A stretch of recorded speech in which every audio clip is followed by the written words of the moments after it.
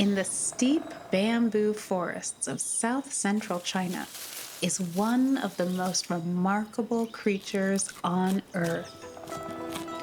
The giant panda has been intertwined with Chinese culture for over 2,000 years and was once the property of emperors.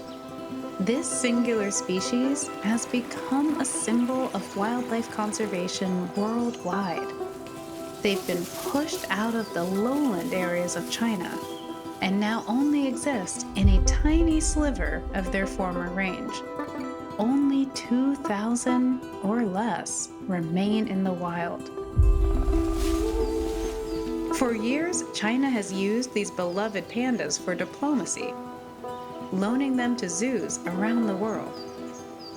China and the United States share a remarkable amount of cooperation in key areas like wildlife conservation.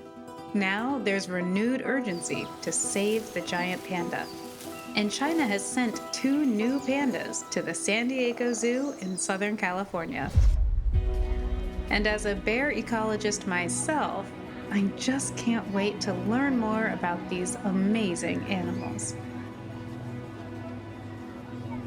So who's over here? So over here we have Xinbao.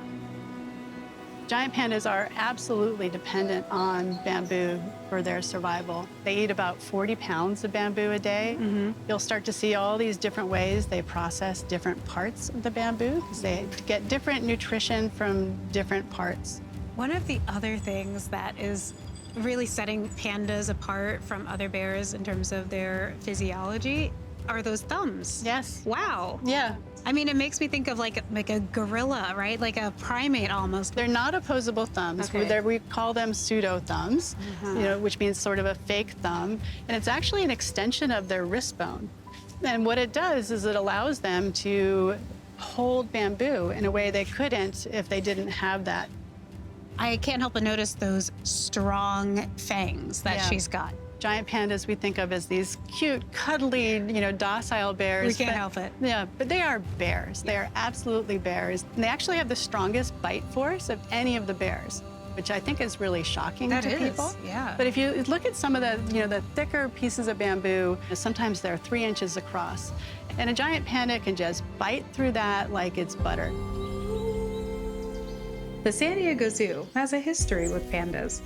They received their first pair from China in 1996. In fact, they're the first zoo in America to successfully raise panda cubs. One of the most spectacular things I've witnessed in my time here is that when a panda cub is born, they're pink with just the littlest bit of white fur. They look a lot like a rat, I hate to say, about the size of a stick of butter. And then about 2 weeks into their development, they start getting black patches where their black fur will come in. Wow. And it's just amazing. The San Diego Zoo also pioneered new techniques, like creating a new milk formula to help newborn cubs thrive in human care. There's this beautiful history of giant pandas here at the San Diego Zoo. What is your ultimate hope for them here? So my hope over the next 10 years is that we make meaningful contributions to the continued conservation of giant pandas, as well as inspire the next generation of conservation professionals. Well, it's worked for me, that's good. for sure. I mean, just watching them has made me a panda believer. Yes, it's hard to resist. They are so charismatic.